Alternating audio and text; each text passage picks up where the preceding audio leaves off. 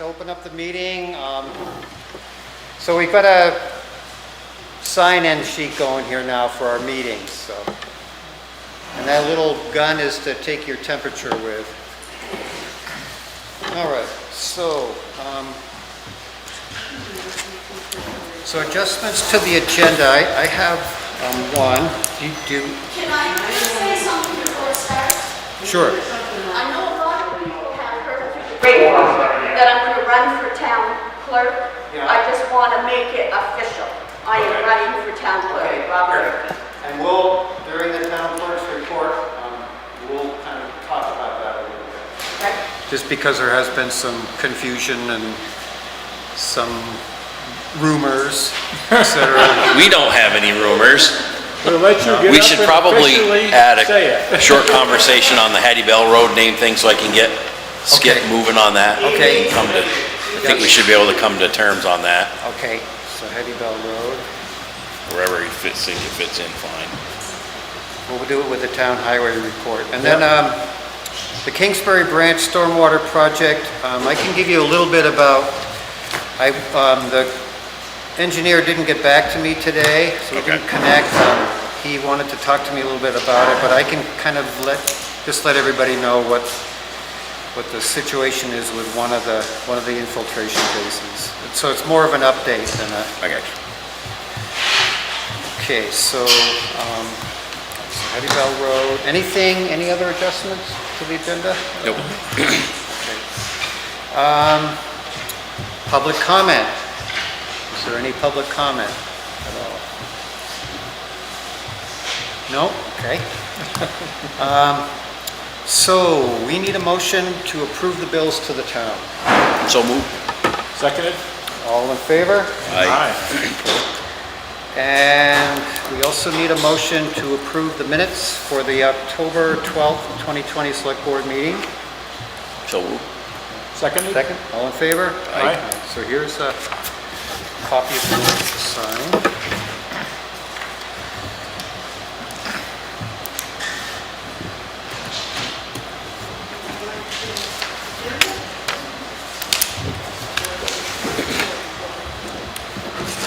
So, looks like we're ready for the town clerk's report. And Diana, I put a couple things on the town clerk's report or attached them to it that I just wanted to discuss briefly tonight. Okay, well, very busy at the office. I finished up my September recording, but the October recording is just gonna have to wait. This week is all about elections.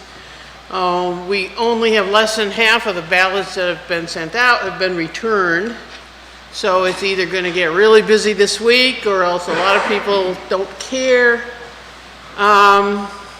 Sadly, I mean, a lot of people have said, oh, I want to come and vote in person. Like they don't understand why all this is being done so that our election workers don't have to sit here while 100 people pass through, regardless of, you know, the sneeze guards and the personal protective equipment and all that. The whole idea of the mail-in ballots was to keep people from having to congregate. But if they want to come and vote on November 3rd, they are welcome to do so.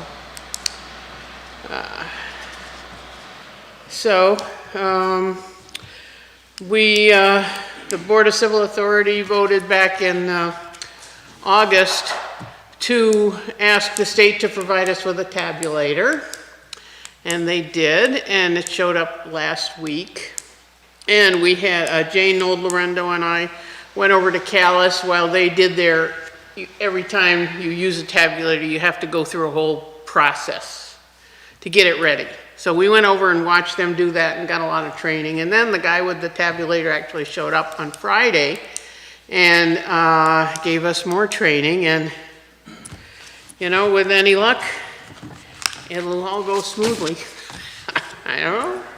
There is we did get that $5,000 grant that I told you about at the last meeting and ordered laptop and associated software. Skip Marcassani has ordered that, and it has arrived, and he's in the process of, doing whatever he has to do to get it ready.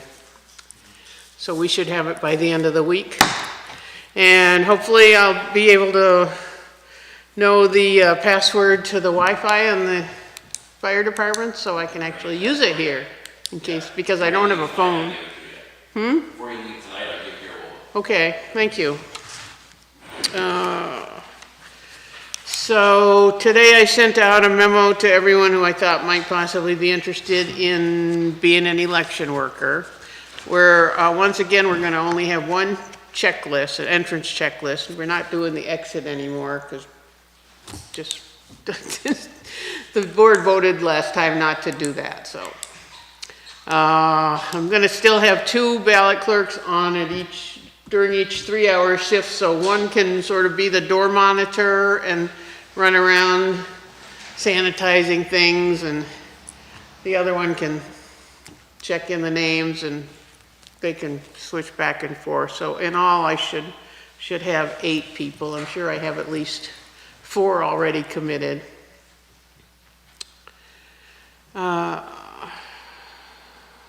So, what else?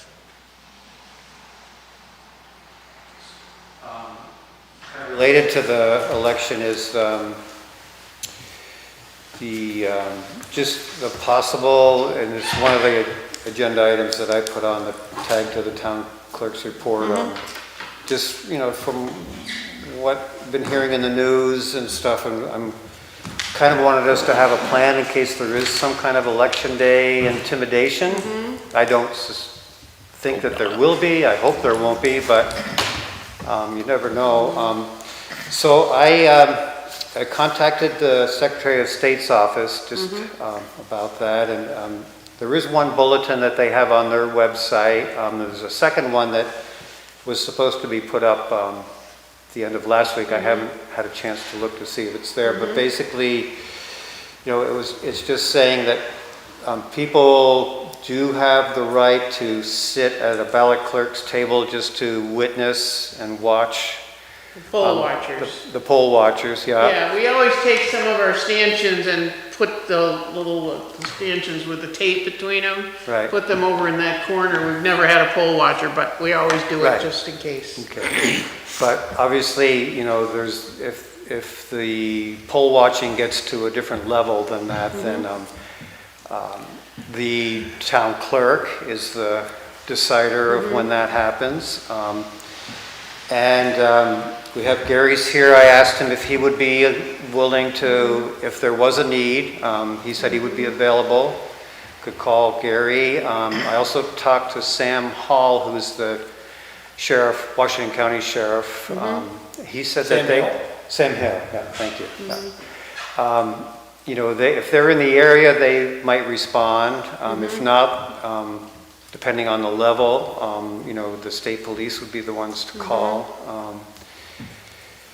And that's pretty much it. I had a nice offer from a couple of local guys, one of whom is here, to, in case we wanted to have a couple of them come down and hang around in the parking lot throwing a Frisbee. I don't know. They might get run over. So I told them, that's a great offer, and I'd like to have them on hand if possible, but not to have them spend their whole day. Right. So, Yeah. Okay. Well, I would be very surprised and disappointed if something did happen. yeah. Hope it doesn't happen. But, Shouldn't happen. yeah, it shouldn't. But I think it would be good just to have a sense of what to do in case it does happen. So maybe a telephone list if you're starting to feel some discomfort that you could Right. call 1 or 2 people and we could get people here to, Yeah, some people are right nearby. people that are right nearby, right? There's usually somebody over in the fire department too. Yeah. Yeah. Okay. So we'll put together that's a good idea, Brian. Put together some. So Paul, is the railing gonna be put up? We got the stuff right here. Please, oh, okay, Yeah. that'd be great. So So maybe. Soon as it dries in. Yeah, needs to dry, and then we have enough time and it dries, so. I can bring my hairdryer down if you want. Bring all four to it. We had Yeah. thick rain this morning, so, very thick rain this morning, Yeah. Yeah. that's what I call it. It's too early for the other stuff. So, Diana, the other thing that I had tagged onto the town clerk's report is just to maybe make a little bit more public your, wanting to retire from the town clerk's Yeah. position, what you anticipate for a transition, how the position of a town clerk, the fact that it's an elected position. I mean, I've been made aware of some rumors going around about stuff, and I think it might be good to just try to clear some of that up for whoever watches. Well, I did announce a couple months ago, I told Yeah. you guys in a meeting that I was gonna retire. At that time, I didn't know if it would be December 31st or town meeting, but really it doesn't make any sense to leave in the middle of doing a town report, so I decided to stay until town meeting. And then I put something on Front Porch Forum. I mean, I didn't make a big announcement like wanting a whole lot of job applicants like it's just an open job. It's a job that requires a lot of skills and commitment. It's not just a job, it's really a commitment to your community. And so far, the only one who's shown a serious interest is Robin, and I think she's gonna throw her hat in the ring right now. She did. But let's do it publicly, Robin, just so that there's a record of it. And I think you did it before the cameras were rolling, but if you don't mind, just... I'm Robin Derkey, and I'm officially putting my hat in the ring to run for the town clerk position. We need a speech too. No, we don't need a speech, but, so this is an elected position, and anyone else who wishes to be considered for the town clerk can also throw their hat in the ring, and it would be voted on at town meeting. How and what town meeting will be like this year is a big question mark, but that's the format. And I know part of the rumor that I've been made aware of is that people are aware, Robin, that you're at the town clerk's office quite a bit. And it's not that you're training to be the town clerk, you're serving in your auditor role, which there's She's quite an a... auditor, yeah. Yeah, she's an auditor, and there's quite a bit of work that Robin is doing to just go over the town books. So I would like to publicly state that you are not the town clerk in training at the moment, so. She has volunteered to also be an election worker. Yeah. So she's learning some of that too as a volunteer. Anyone can volunteer. Right. So I just wanted to kind of clear that up and maybe stop that particular rumor that's going around. I have developed a list of what I consider entry-level qualifications. I can't train somebody who doesn't know how to use a computer, who doesn't have basic office skills. And so I put together a list of what I thought were entry-level qualifications and also a partial list of the various duties of a town clerk. Yeah, okay. So I just had a thought about that. Where did it go? Yeah, so I think, okay, it came over. back. Sometimes it does, sometimes it doesn't. No, not coming back. Move on. So I think, one of the things that I think towns are finding out these days is that the position of town clerk and town treasurer is a lot more complicated than it used to be.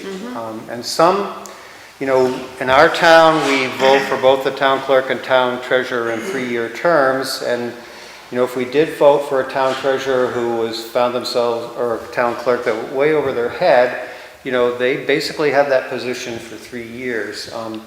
Some towns have gone to appointing their town clerks and town treasurers, and there's, pros and cons for either way, but it's basically to make sure that whoever is in the position does have the skills to take on those tasks. So that may be a discussion for us sometime in the future, but, you know, I believe obviously. that has to be a vote by the town to It do has to that. be, in order to have a town clerk or town treasurer be appointed, it has to be approved and voted on at a town meeting. And I'm not advocating for one way or the other, I'm just saying that this is what, you know, kind of what's happening for some towns in Vermont is that, you know, these positions have become much more complicated than they used to be, and some towns are just trying to do some kind of control over who is in that position. I've only seen that happen in towns where there's maybe some serious dysfunction within the town office, like sometimes between the select board and the clerk and treasurer, you know, things like that happen if nobody wants the job. Right. No qualified people apply for the job, then, you know, the select board really has to make an appointment at that point, whether or not the voters have voted it. But if the voters, I can't believe that the voters would, well, you know, anyways. Right. Won't want to go that way. Now, but when Marcia was clerk for all those years, it was still very challenging. It was Right. still very complicated. It was just, you know, she had been there long enough so that it got... Right. I mean, my statements are kind of based on a conversation I had with the person at VLCT, the Vermont League of Cities and Towns, just kind of, I think when you first were thinking of retiring as a town clerk, I just had a conversation with them about the transition or the change, and they brought up that point that some towns are appointing those positions at this point.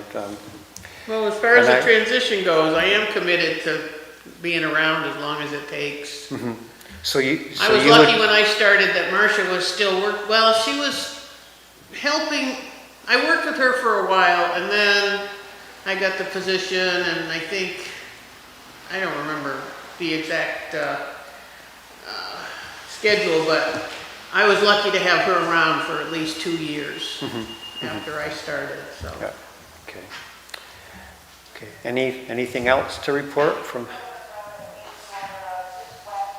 No, just election, Okay, all the election stuff.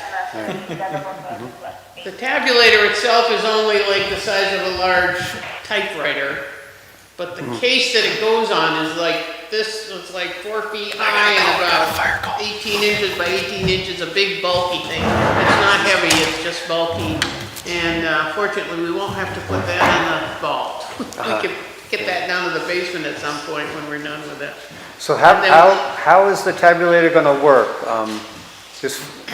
So have you started running ballots through the tabulator? No, we just No. got it on Friday. Oh, you just got it on Friday, right? Okay. Now, some towns, this year, the state is allowing them to start processing some ballots, opening them up and putting them through the tabulator, although you won't know the count until the last minute. I don't think we're gonna have that many that we can't just put them through the tabulator here during the day on Tuesday. How many have come in so far? About 330 maybe. Okay. Yeah. Yeah. Okay. Yeah. Any That's good. questions at all for Diana? Anybody? No. Okay. So I'm going to, I'm kind of a stand-in for the town treasurer. I have a brief report that she put together. This is the last week of tax payments, at least for the ones that have come in on time, and so she's pretty busy with that. And she did want, Brandy asked that I announce that on Wednesday and Thursday of this week, the town office will be open from 5 to 8 for anyone who would like to come in and pay their town taxes. Is that kind of the tail end of? Yeah, I think penalty? I think the 29th is the deadline. Yeah. Thursday, is it Thursday, Thursday? so get in there quick. Right, yeah. And I had told her that I would do my auditing those 2 nights. Oh, right. I would not have to be in that building alone. Right, Brandy mentioned that. Yeah, that's good. Thank you. Yeah, when I stopped by to pick up the bills and stuff, there was a lot of envelopes and papers on her desk. She looked like she was pretty well at it. Today was a steady stream of people bringing in their taxes and bringing in their ballots, and we found out last week when we still had the doors locked, it just was crazy. We couldn't jump up and open the door every time, so we had to kind of leave it open, and people want to get a receipt for their taxes, and that's understandable, and everybody's been very good about wearing their mask. So just briefly, the town has taken in currently for property taxes $850,036, and also $2,000 in delinquent taxes. There was this mysterious payment that came from V-Trans that Brandy mentioned that you might be able to help explain that a little bit. What V-Trans decided was to take their local roads grant program and eliminate those grants for this fiscal year. So what they're doing is taking that $7 million and splitting it up and giving it to the towns based on whatever calculation they already are using for, I don't know if it's based on population or if it's based on... It's based on the number of miles of Class 2 and Class 3 Okay, roads. so the that you same, have. yeah, okay. Are It's there a, strings attached to the money? We have to spend it on something certain or Roads. just roads? it's already been spent, Oh. actually. And don't pick up anything new. Every year, we do an annual sit-down with the District 7 manager, Shauna Clifford, and it's kind of the same thing every year, but the V-Trans, or via this state, or vice versa, basically gives each town a payment to help offset any of the highway budget for, and it's basically focused on Class 2 and Class 3 roads. Of course, we have a lot of Class 3 roads, and they've already given us that payment. So when this came, it was kind of well, what is this for? And as Diana just explained, it's how they basically figured out how much to give each town, kind of based on that annual assessment that they make. So it's some extra money. And another thing that Brandy wanted to clear up is that at the last meeting she mentioned that we had received our first quarterly payment from Swenson Quarry of $18,000. And then, this, between the 2 weeks from our last meeting, they sent another check for $10,000. And it turns out that the first check, which wasn't labeled at all, or was for $18,000, was for property taxes. Oh, So she called the... Buckley and such. Yeah, State so they did pay their first quarterly payment, a reimbursement, we call it, of $10,000. So, and Brandy has transferred to the money market account $800,000. That's pretty much it, I think. Anything else that I can decipher from her report? And probably better not ask me any questions about it, because I probably will. No questions allowed. Maybe Robin could. So I guess we could move on to the next agenda item. So the next agenda item is an update on the Ainsworth Road and Route 14 issue with Michael Glenn, who's here, which is good. So Mike, I'm going to give you the floor. I can give an update on what I've heard from Ryan McCall. There's nothing new. It's pretty much what I sent to you in the mail. And I sent it to everybody else via email. But do you have any questions or any comments about? I know at one point you were going to invite the people involved to one of the selectmen meetings, and I just wondered. Once Ryan became involved in this, I just didn't really see what that would do. Because he has more power than we do, right? Yeah, he has he has much more, he's much more effective, and it's the state doing the, you know, Enforcement? compliance work. And I've just found that when he gets involved, you know, first of all, he's very good at what he does, and he usually gets outcomes. And it's the state that's doing the work and paying the bills, and not the town, you know, paying a lawyer for something that may or may not actually get results in the long run.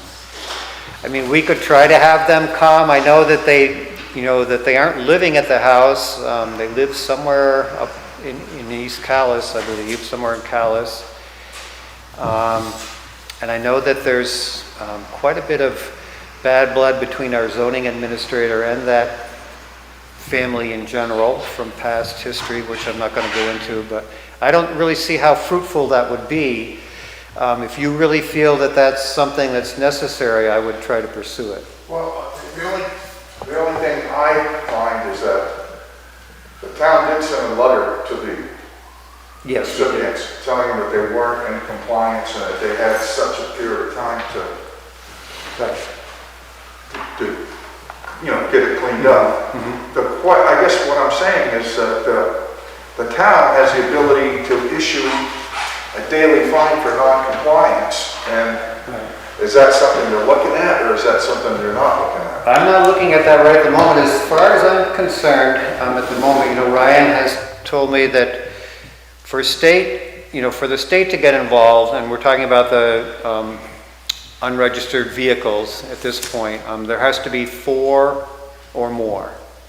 The state's, the town's zoning ordinance is just 1 vehicle.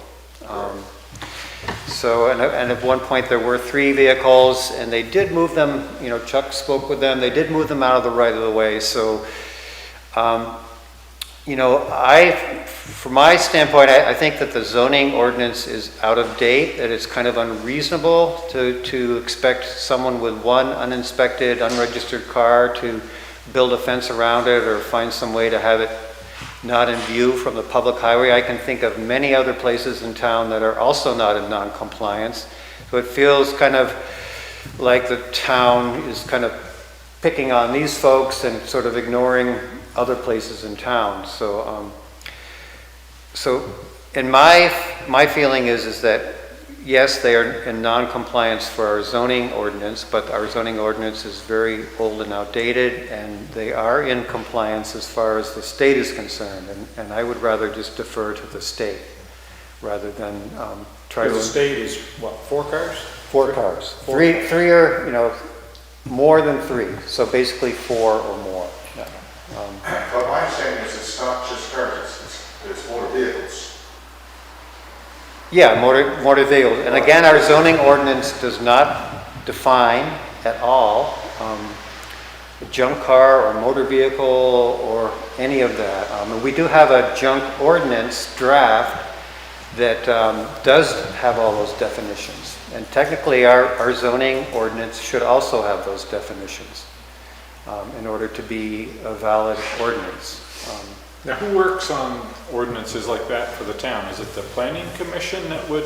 The town, yeah, basically, you know, once a town plan is renewed and approved, then usually the next order of business is to address the town plan and update the zoning ordinance. So our town plan has been out of date since 2008. Wow. So, and we are in the process, the Planning Commission in town is in the process of creating a new town plan. It should be done within a year and hopefully and done and approved. That's kind of the timeline that's been set for it. We have hired the Central Vermont Regional Planning Commission to be the consultant with us. They're basically doing most of the work of writing the town plan, and the Planning Commission will be doing most of the work of getting it out into, you know, for town residents to have hearings and chances for input and stuff like that. So it is in process, and you know, the people on the Planning Commission are very much aware of because the zoning ordinance is even more outdated. I think it was the ordinance that we're working from was written in 1973, I think. And then there have been a few, That was the original one. well, that's kind of like, It's been updated since. it's been amended, yeah, since, but if you look at the amendments, they're usually just specific to one incident in town. There really No, isn't. they're really, the next to the last one was a full upgrade, a full rewrite of. The one in 2006? Yeah, so Okay. just around All there. right, I didn't find much for, And there was one little change since then. yeah, okay. But right now, for us, Ryan McCall has probably a lot more power up there than we do. He gets a lot more results. I mean, we would basically, we could start sending fines, and in this particular situation, I don't think we would ever see any compliance with that either, any payment. So, once the fines get up to about $800, then you have to stop fining, and then it goes to the Washington County Superior Court. And then we start paying lawyer fees to go through that process, and that, who knows how long that would drag on and how much money the town would spend, and what kind of compliance you would get from that. So, The question I have is, if you have the zoning administrator send a letter to somebody and tell them they need to come into compliance, and then, for lack of better terminology, the town drops the ball and says, well, we aren't going to do anything, what's the whole purpose of sending the letter? well, I felt that there wasn't much purpose to send it to begin with, but we did that because that's what you were asking us to do. But quite often it does work. I mean, the compliance letter is just a sure first notice to people Right. that things are not We right, did- and quite often they're cured. Right. People can come in and get a permit for something they did without a permit, and It's in this basically, case, no. it's basically a formal way to let the property owner know that they are in non-compliance, so that you have that letter, if things proceed further, especially if it proceeds to the Washington County Superior Court. If you didn't have that letter, then you technically wouldn't have any proof that you warned them of being in non-compliance.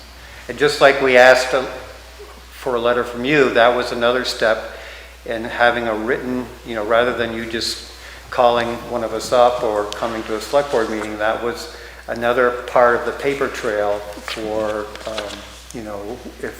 if and when this went to the Washington County Superior Court. So, I guess the only thing I would throw out there is that if you're going to abuse the system, that's what the fines are there for, is if you're going to abuse the system, the fines are there so that you're going to pay if you're going to abuse. The townspeople shouldn't, in essence, have to pick up the majority of the tab for enforcement. And that fine money should be used for that for enforcement. It seems that we don't have anything budgeted. well, if you get payment from the fines. But that isn't that what the court is for? When you go to the court, doesn't the court have the right to make a declaratory judgment for the town? Yes, they would, and then it would be up to them to try to get the payment. Yeah. Yeah. So I guess what I don't like seeing is the fact that we've got a zoning administrator, he's instructed to mail a letter to somebody, and then the zoning administrator doesn't get me back because there's not going to be anything Well, done. the zoning administrator was ready to send a certified letter, same letter, but just sending it certified. And once I knew that Ryan was involved with this, I asked him to hold on to that letter. So, I mean, we can proceed with this. What I would really like to try to avoid, I mean, I would like to see what kind of accomplishments Ryan would have, and rather than to pursue this further. And we just spent $15,000 fighting with another property owner to get 100 feet of road as a town highway, and most of that was lawyer fees. And we're with this process, if we keep going at it and it gets into the court, then we're just going to rack up more lawyer fees for kind of an unknown result. And that's sort of what My intention isn't to make the town wrap up, come up with a significant amount of attorney fees. It's just to look for a method to get compliance. And if you think that the state is more capable of doing it, then I think the state is more capable at this point, and You know, if in the future we actually have a junk ordinance that the town folk approve of, then everything is spelled out, procedures for fining, for, you know, it's all written down the way it should be. We can use that junk ordinance, and that can be passed before the town plan is done. We'll probably discuss and vote on it at town meeting this year. And that could be the vehicle that we could use for situations like the one we're talking about. Would they bring that up? Would they be looking at if there's no compliance and if there's no payment of fines? Right. Would we look at forfeiture? I don't know. That's a legal question that I don't know. Here is a copy of, and you're welcome to have this. This is a copy of the draft of the junk ordinance. Ordinances are written in a certain way, either zoning or probably other things like this, so that they can be enforced through the municipal bureau. Right. That's sometimes a little bit easier to get a payment than it is going to court. Without a But proper, still, it's yeah, without a proper unlikely. ordinance, properly written and legally vetted, etc., any kind of legal procedure is pretty much, you know, mute. And that's one thing I worry about with our zoning ordinance, that it, you know, that it doesn't have the language in it that it should have. So this thing could go to court, and the court might just throw it out. You know, Ryan McCall, being from the state, obviously would have better procedures than us. right. As long as he's working for it. Why don't you see about getting him up here? See if you can get him to come to a meeting. Ryan At least he McCall. could explain some of the avenues that they're taking, and that might be more satisfying to Mike than listening to what you Mike guys has are saying. Mike has had a good conversation with Ryan, and he's welcome to talk to Ryan more if he wants.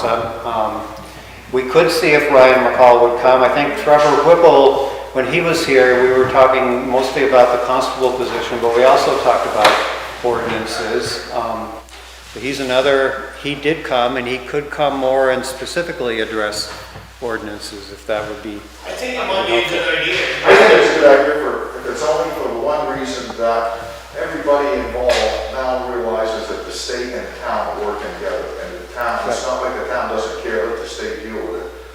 This would be a good indicator that the town is working with the state on something like this. Yeah, well, the town is, and the town has worked on other properties with the state, and specifically with Ryan and the Compliance and Enforcement Division of the Agency of Natural Resources, to try to solve some of these different problem sites in town. You know, and Ryan mentioned in his email that he also wandered across the road and found them in non-compliance, and you know, was basically thinking that because you know it's an ongoing problem, that he will probably pursue some type of litigation there.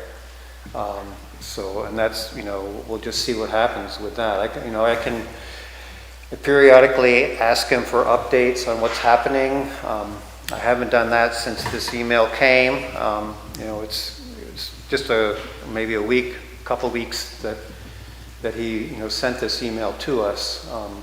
But in another week or two, maybe before the next select board meeting, I might ask him what's happening there. And, Be a good idea. Yeah. right. But so far as the Ainsworth Road, he did not find a violation, He didn't, right? there was no violation. There were only 2 unregistered vehicles there, and he spoke with the property owners.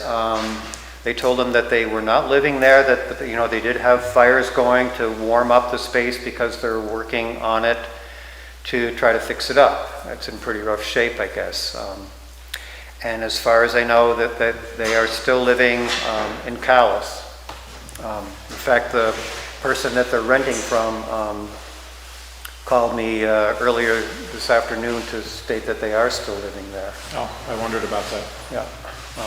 So. Like a couple things left out is, so he also advised them that they don't have an improved water system. Right. Or an improved septic system. And he which can't is- do anything about that until they're actually living there. Correct. Yep. So he, you know, we can,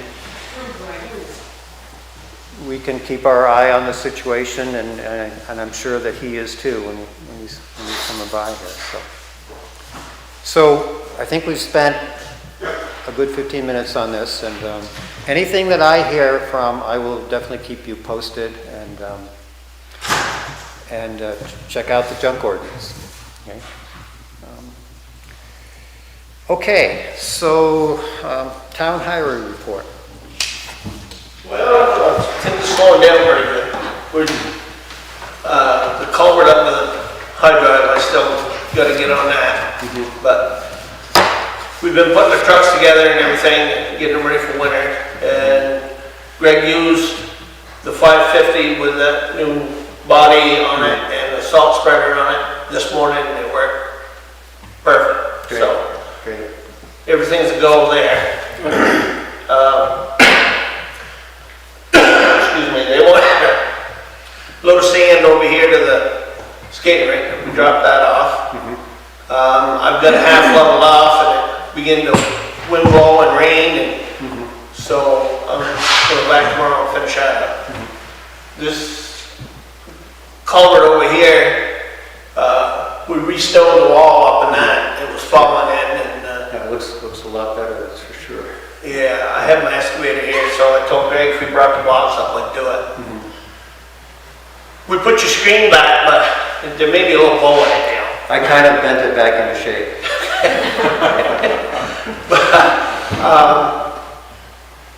Other than that, everything is great. Well, that truck that we had down to Charlie Boy's, got it home and hauled sand with it for a day, and the engine lights come back on, and it's been back down there for pretty near a week. I'm assuming that it's ready to be picked up. They thought a couple hours this morning it was going to be, but I didn't get back to town there today.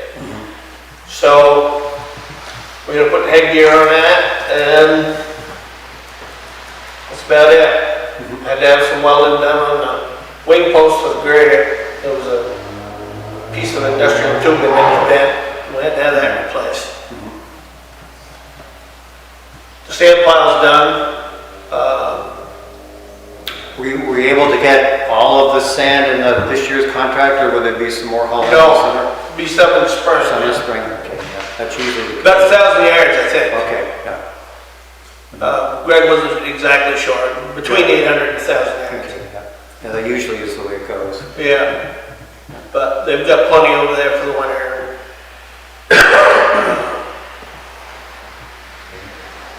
That's about it, I guess. Okay. I've been thinking about the mower brush cutter. Were you able to contact the manufacturer of that, just to kind of get our name on the list for? We're on the list. Okay. I haven't seen, they were supposed to get a contract to sign and send back, and I haven't seen that yet. And I was gonna ask Greg about it this morning, forgot about it. I was gonna have him call, so I'd have something to tell you tonight, but. There's no. But we're definitely on the list. He said Okay. there'd be no problem for it to be delivered in May or June or Okay. April or whatever we want. Okay, that's good.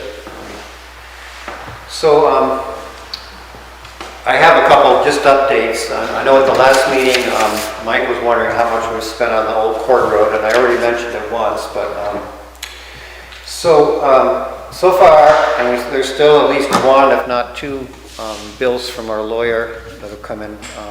So far, we've spent $15,000 on the old Quarry Road spur. Most of it in attorney fees. We did have a $3,000 expense properly surveying the spur, which we would need to have in order to register it with the state as a town highway. But as you can suspect, most of it is in lawyer fees. And yeah, actually, oh good, I just noticed that Brandy broke it down. So we've spent about $5,200 on our lawyer. There is the payment to the property owners,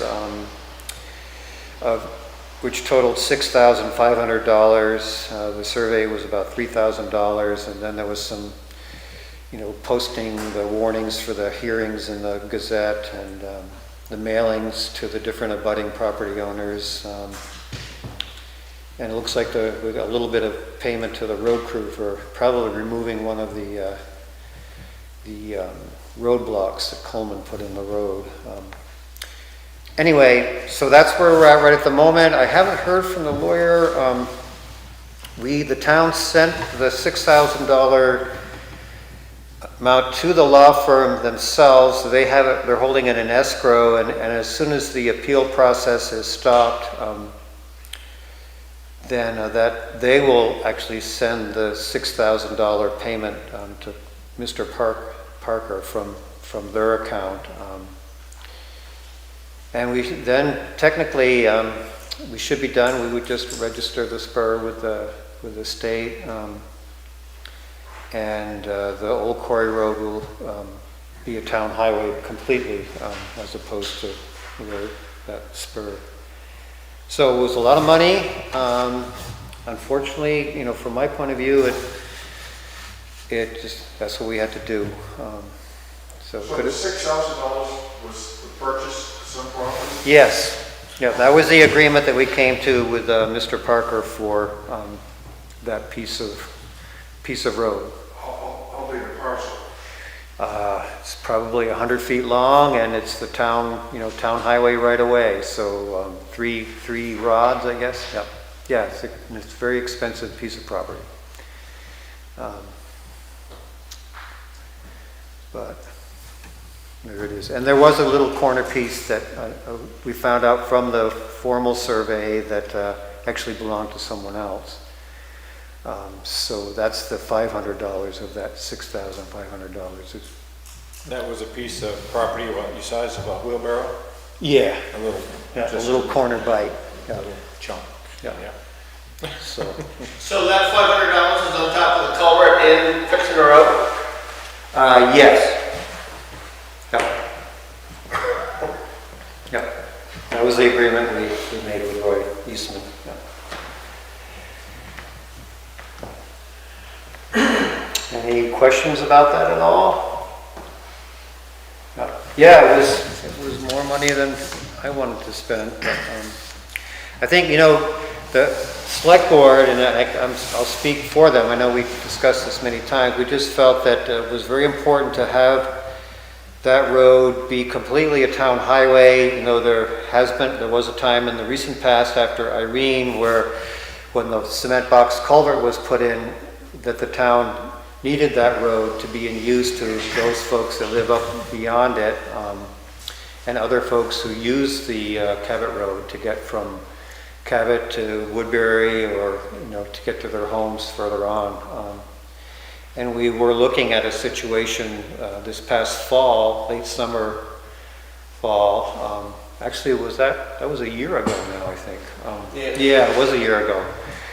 A year ago this past fall, where we had to repair the Cabot Road again from a washout from the heavy flooding that we had in May of 2019. And we're anticipating needing to close the road. And that's when this whole thing kind of came to a boiling point, that we needed to do something about that. Because at that point, the property owner was blocking the road so that people couldn't use it. That's kind of the history of why we did this. And then the other thing that any questions or comments about that?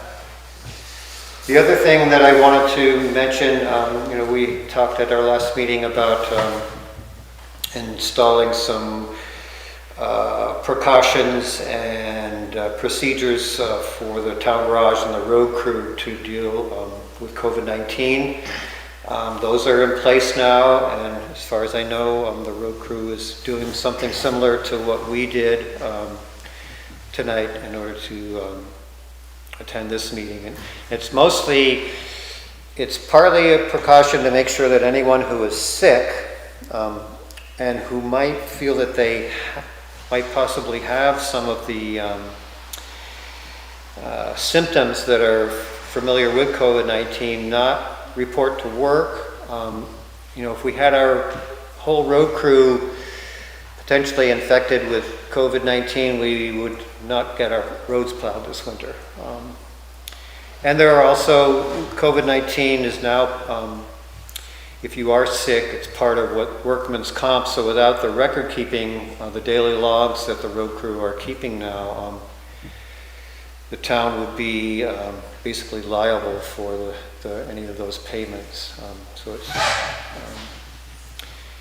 and I don't know quite what they're doing at the town office, but from now on, here, if we're going to try to continue to meet through the winter in a physical space, people together, we also need to do the contact tracing so that if something happened and someone who attended a select board meeting did come down with COVID-19, we would know who was there at that meeting and would be able to contact them and do the proper testing and all. So, and things are getting worse,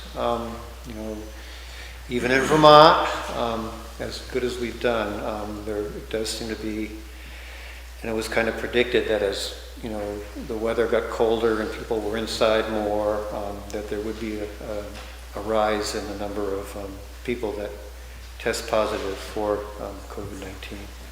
And that is happening in Vermont. So it's just, we had the heat on tonight. I mean, I'm kind of digressing to using this town hall through the winter. We had the heat on, it was pretty warm when we started less than an hour ago, and we turned the heat off just because of the blowers so that we could hear each other better, and the recording of the meeting would come out a little clearer for those that are watching or would watch it later. And I'm already starting to feel a little chilly here, so, and it's 40 degrees outside as opposed to 20 below or whatever, so. It'll make our meetings a lot shorter. Right. Yeah. So we'll see how long we last here, but I mean, I know that people would prefer to meet this way. It is a lot less, well, the Zoom meetings were okay, but when things went wrong, then it was really hard to do much about it. Yeah. So we'll see what happens. But if things do get worse in the state, again, we might want to reconsider whether we do this or not. But we'll wait and see. So Paul had mentioned there was a fire call. He had wanted us just to confirm the Hattie Bell Road discussion that we had, or just for the 911 designation. So I guess I'd just like to review what we decided at our last meeting. So we looked at the maps, we discussed the road names, and my memory is that we had decided that based on the maps, that the Hattie Bell Road would be the road, it starts on Route 14, which way? Down that way. And then it goes up the hill onto the ridge and then proceeds north and then comes out onto the new county road. What is Cabot the Road. Cabot Road, thank you. Yeah.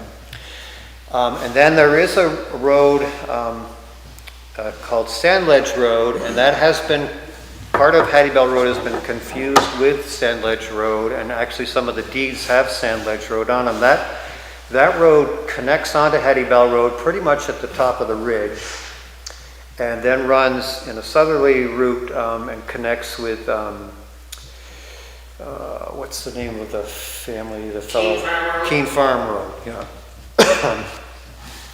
But so we were going to designate that as the Sadie Bell or Sand Ledge Road. And then the Old Quarry Road basically comes up from Blake Hill Road, starts there and connects to the Cabot Road, the new Cabot Road. And then there's another road that continues on towards Hattie Bell Road, headed east. That little section of road is the remnants of the old Cabot Road, Okay. which the old Quarry Road used to be also the Cabot Road, the old Cabot Road. And part of Blake Hill Road also used to be part of the old Cabot Road. But just that short section now that exists, we would designate as the old Cabot Road. Does that kind of jar with your memories as far as what we discussed? Yeah. I mean, we had thought that maybe, and I'll check and see if Skip Lindsay, our 911 coordinator, can have a section of road have two names. Some of the deeds on the Hattie Bell Road do say Sand Ledge Road, And, you know, that's kind of what Randy and Jim Smith had always thought that the name of that road was. Past her house. Yeah. So whether it could be Hattie Bell Sand Ledge Road for that section. Well, I may jump the gun. Yeah. We ordered an old Cabot Road sign Okay, and a Hattie Bell Road sign, thinking we were gonna put it up to the T where it heads out towards Randy's. okay, yeah, And the old Cabot Road sign would be the whole road from the new Cabot Road back to the new Cabot Road. oh, okay, all right. But, I mean, we can change it. No. That's what Randy asked me if I'd ordered it, and I said No, that we were in the process. yeah, that sounds fine to me. Okay. Sounds Yeah, good. if you've got it under control, that's Right. good. And that's just what we'll tell Skip Lindsey, so. Okay. So I'll get in touch with him and maybe I'll even draw out a little map, because it is kind of confusing to try to explain it. And we have a new sign ordered for up here too, that should be, we should have all by the end of the week. Thank you. All right. Over here in the village. Up top of the hill by Tom Brooks for the trucks to stop. Oh, okay. They changed the hours. To the hours for this. And then we changed the word, it was all loaded trucks, and now it's all trucks over 24,000 pounds Yeah. will stop here. Gross vehicle weight over 24,000 pounds will stop here between these hours, Monday through Friday. That's good. For, Because it said weekdays on the bottom of it, and the guy that said that he's had a lot of trouble that's making the signs with weekdays. Because everybody works 7 days a week now, so. yeah, Okay. So it's gonna say Monday through Friday. yep. Be specific. Anything else for the town highway report? Anything you thought of? Okay. No, Trucks are all in good shape right now. We're ready for winter. oh, we're all ready for one, well, as soon as we get that one back from Charlie Boy, so Okay. put the headgear on it. Yeah. And Yeah. like I say, I'm assuming it'd probably come back today, but I didn't get over there this afternoon. The one Freightliner that we just spent quite a bit of money on, is that? That's the one. Yeah, that's the one, yeah, still, yeah, okay. So this should take care of that for quite a while, hopefully, or? The money that you spent? Yeah, money we spent on it. Well, Yeah. yeah. They went right to it. Anything ain't gone wrong, I wouldn't be trading that truck off now. Right, no, not after the money we spent on it, yeah. And that's, this special payment that we got from V-Trans, that's kind of where that money went to. Yeah. Pay for that repair. Yeah, you know, I would say it prolonged having to trade that truck off for another couple of years anyway. Okay, so I know probably we should wait, Paul is here for the discussion, but at some point, you know, just, because that was a pretty good chunk of money, we should probably, you know, again discuss replacement and at least start planning for, you know, because, you know, one of the reasons for replacing a truck within a timeline is that you do start spending a lot of money on repairs, and, you know, more than, or as much as you would on a yearly payment for a newer truck. Well, you do, but if you prolong it another 2 years without having a payment on it, you know, 20,000 is a lot of money, but in the long run, look, all truckers, when the truck, they figure it's about half wore out, go through and do this. Yeah, And then they continue on for another, yeah.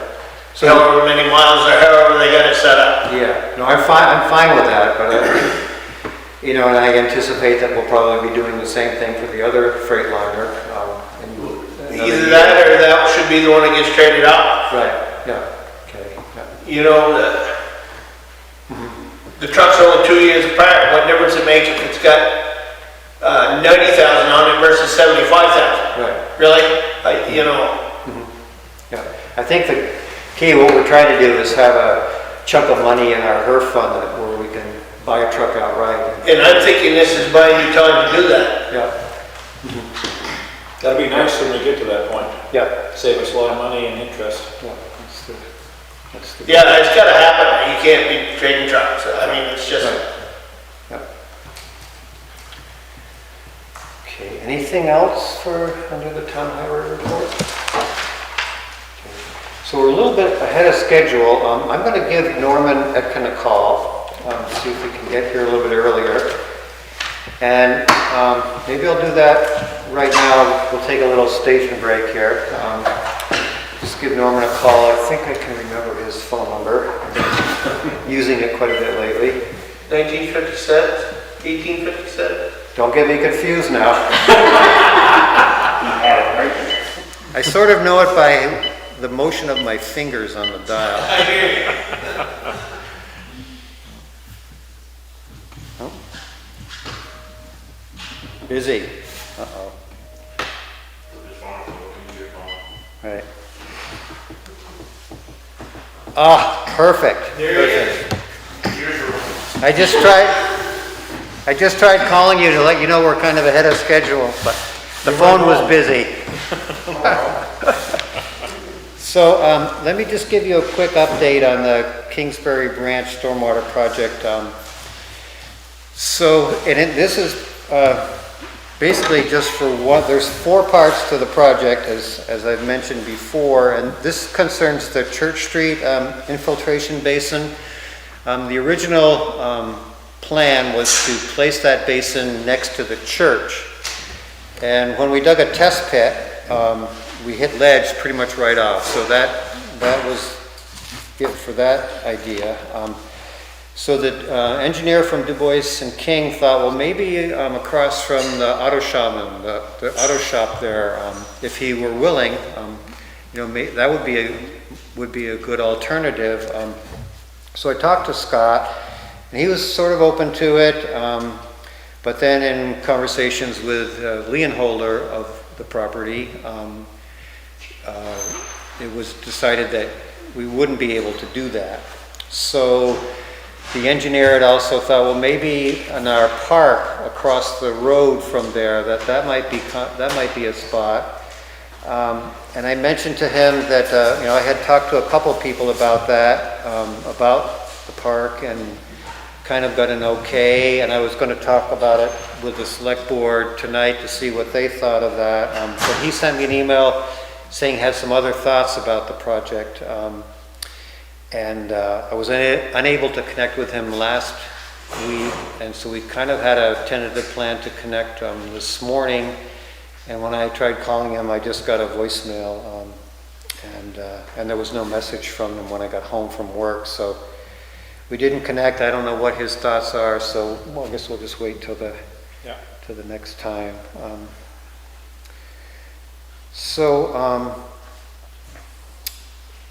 We are quite a ways ahead of schedule, but there isn't anything else on the agenda. And Norman is here. I'd like us to go into executive session to discuss the Woodbury school lease. Before I do that, I would like the select board that's remaining here tonight, we need to make a decision finding that the premature general public knowledge would place the public body and other parties involved at a disadvantage. So, do I hear a motion? Yeah. Do I hear a motion to that effect? Motion to that effect. Okay, and I'll second it. So all those who feel that would be true, would vote aye? Aye. Aye. Okay. So next I would like to make a motion that the select board go into executive session, citing 1 VSA section 313A1 concerning contracts, inviting Brandy Smith, Norman Etkin, and Patrick Flood. Second that motion. Okay, actually make the motion. I'll make that motion. Okay, so moved, and I'll second it. And all in favor? Aye. So